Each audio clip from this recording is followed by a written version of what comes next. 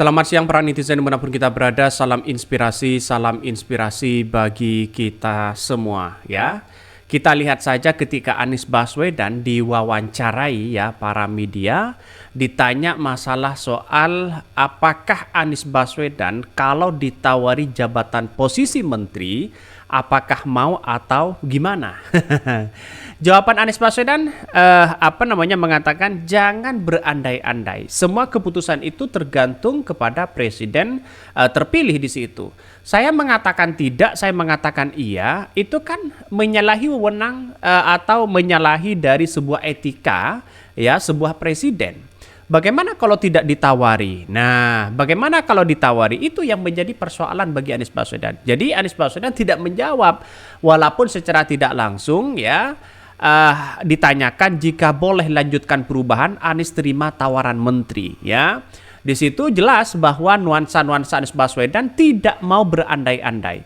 Koalisi perubahan atau melanjutkan perubahan itu ya tidak hanya masuk kepada koalisi di situ. Masuk oposisi juga mereka sama. Artinya apa? Artinya kalau mereka melanjutkan perubahan bukan tidak mungkin melalui ya gubernur atau calon gubernur DKI Jakarta. Kan begitu logikanya. Jelas Anies Baswedan, saya tidak mau berandai-andai. Secara etika kalau memang ditawarin atau tidak itu tergantung dari sebuah presiden. Dan sekarang tidak ada yang menawarin itu. Masa saya hanya harus bilang iya atau tidak, kata Anies Baswedan. Itulah kecerdasan Anies Baswedan. Maka dengan adanya seperti itu muncul spekulasi bahwa dianggap bahwa Anies Baswedan sudah dicap sebagai pengkhianat. Anies Baswedan sudah dicap ini, sudah dicap itu dan sebagainya begitu kan. Padahal Anies Baswedan tidak pernah mengatakan iya atau tidak untuk bergabung kepada ya koalisi Prabowo Gibran karena tidak ada pembahasan, kata Anies Baswedan. Apa yang mau dijawab kalau tidak ada pembahasan? Nah, itulah ya secara tidak langsung mereka Anies Baswedan netral ya di situ. Karena dengan posisi Anies Baswedan masih bersama ya keakraban masih bersama PKS, Nasdem, PKB dan sebagainya. Maka mereka mengatakan begini ya, jangan berandai-andai Pak, harus dijawab lah. Harus dijawab gimana? Uang pada kenyataannya adalah masih belum ada pembahasan ini.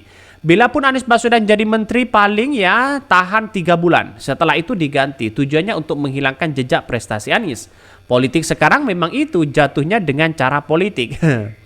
Banyak di framing tujuannya untuk menjatuhkan Pak Anies ya. Perasaan wawancara nggak gini ya. Anies cuma jawab apa yang mau diasumsikan ya kalau ada tawaran apa-apa betul begitu kan. Jadi dengan adanya sebuah adanya sebuah wawancara dengan TV One kalau nggak salah ya, mereka mengatakan kalau Pak Anies Baswedan ditawari ya menteri ya apa yang Anies lakukan begitu kan, iya atau tidak? Jawabannya Anies Baswedan jangan berandai-andai karena semuanya itu adalah ada etikanya. Tidak mungkin saya jawab iya, tidak mungkin saya jawab tidak. Karena apa? Karena pembahasan tawar-menawar seperti ini adalah etikanya sebagai seorang Prabowo, presiden terpilih di situ begitu kan.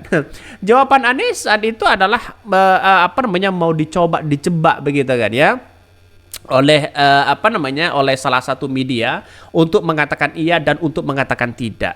Tapi pada ujungnya Anies Baswedan jangan berandai-andai dan bahkan Anies Baswedan kalau kita simpulkan saya ini lawan Prabowo ya waktu Pilpres 2024. Tidak mungkinlah di situ begitu lalu kemudian ya tidak ada keringat sedikit pun lalu kemudian diangkat menjadi menteri. Lantas bagaimana dengan yang lain? Kan begitu logikanya.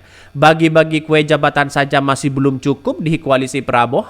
Apakah mau ngambil dari posisi begitu kan ya? Bahkan nggak bakalan Anies seperti itu. Dia orang komit terhadap ucapannya betul begitu kan. Saya yakin dan saya yakinnya bahwa apa yang terjadi selama ini begitu kan. Memang ada ya nuansa-nuansa usulan sih sebenarnya bagaimana ya mereka bergabung bukan menjadi menteri begitu, bergabung begitu atau membantu. Membangun bangsa itu tidak harus satu suara karena juga ya karena jika rezim ya tidak menguntungkan rakyat, wajib hukumnya dikoreksi, itulah esensi demokrasi. Jadi saya kira apa yang diungkapkan oleh beberapa media begitu kan, Anies tidak seperti itu begitu kan ya, tidak langsung menerima. Dan iya, mereka ada bapak politik begitu kan, yaitu adalah Pak Surya Paloh. Bapak politik Anies Baswedan adalah Surya Paloh sejak dulu begitu kan. waktu Nasdem didirikan ya ada nuansa apa namanya pemikiran Anies Baswedan di dalamnya di situ. Bahkan ini ya dari Gelora, jika boleh lanjutkan perubahan, Anies terima tawaran menteri. Mantan calon presiden Anies Baswedan selalu menjawab enggan berandai-andai ketika ditanya responnya jika ditawari menteri di kabinet Prabowo Gibran. Diketahui dua partai yang mendukung Anies Baswedan telah bermanuver pada akhirnya mendukung Prabowo Gibran. Saya sudah bilang kemarin, kita tidak mau berandai-andai. Kalau saya jawab tidak, nanti akan dibilang emangnya ditawarin. Kalau saya bilang iya, emangnya ditawarin. Kan enggak ya. Ya jawab Anies ya kepada wartawan.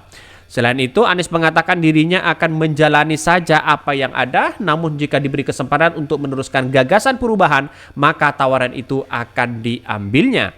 Makan sebelumnya ya, Ketua Harian DPP Gerindra Sufmi Dasko mengatakan bahwa Koalisi Indonesia Maju menyerahkan seluruh kepada Prabowo Gibran untuk menyusun ya struktur kabinet pemerintahan Indonesia ke depan. Jadi artinya apa? Secara tidak langsung pertanyaan itu Anies Baswedan menjawab bahwa kalau kita melanjutkan perubahan, oke, tidak menjadi masalah. Bukan berarti mereka harus menjadi menteri, bukan mereka harus berkoalisi, tapi bagaimana caranya ya Anies Baswedan didorong untuk menjadi gubernur DKI Jakarta secara tidak langsung dan bisa ditafsirkan di situ begitu kan. Karena apa? Karena koalisi perubahan itu sangat luar biasa dibandingkan dengan keberlanjutan begitu kan ya. Bahkan ini hal ini diungkapkan saat disinggung apakah ada keberatan dari KIM ketika Nasdem memutuskan untuk mendukung penuh Prabowo Gibran. Dasko menegaskan pihaknya tidak membahas soal jatah kursi menteri dalam pertemuan antara Prabowo Subianto dengan Nasdem. Ya pasalnya penyusunan kabinet diserahkan sepenuhnya kepada Prabowo.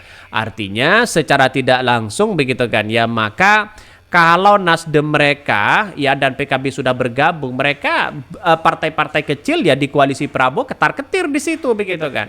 Ya, pasti ada spekulasi bagaimana Gelora, bagaimana PBB, bagaimana dengan PSI, bagaimana dengan yang lain. Takut tidak dapat jatah menteri dan sebagainya. Toh pada hakikatnya kalau mereka dapat jatah menteri, ya dapat jatah ya di kabinet mereka ya hanya wakil saja, tidak mungkinlah menteri begitu kan. Yang menteri itu yang didapatkan para kabinet para partai yang kemudian masuk di parlemen karena mereka sebuah kekuatan di situ untuk mengontrol itu begitu kan. Pasti orang-orang Prabowo lah ya yang masuk di kabinet itu begitu. Jadi saya yakin Prabowo mengatakan begini ya. Sekarang ini di demokrasi modern tidak ada lagi yang namanya ini, namanya itu, anaknya ini, anaknya itu, keluarga ini, keluarga itu. Itu kata Prabowo, ya perlu dicatat di situ begitu kan. Tapi nanti kalau di kabinet apakah sesuai dengan apa yang diungkapkan oleh seorang Prabowo? Kita tunggu saja. Oke, yang begini itu yang kami sampaikan ya. Tonton terus channel Hodari Podcast Rakyat ini karena ada berita-berita menarik dan viral setiap harinya. Salam para netizen, salam inspirasi bagi kita semua. Jangan lupa di subscribe di YouTube Hodari Podcast Rakyat ini.